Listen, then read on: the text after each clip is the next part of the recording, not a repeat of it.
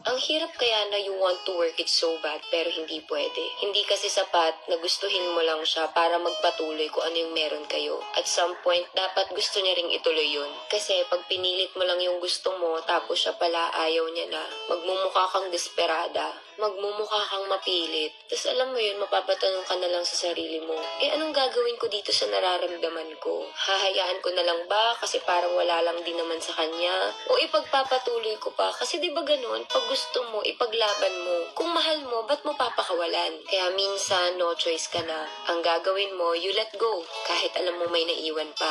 Hindi dahil ginusto mo lang naiwan siya. Hindi dahil ginusto mo lang napakawalan siya. Kundi dahil alam mong hindi ka na niya pipiliin. Kahit ano pang gawin mo. Kaya kung ikaw man tong nag-let go, kahit gusto mo pa, grabe, ang lakas mo. Sana soon makahanap ka ng taong mahal na mahal ka din at binibigay yung pagmamahal gaya ng pagmamahal na binibigay mo rin sa kanya. At hindi mo na kailangang palayain pa.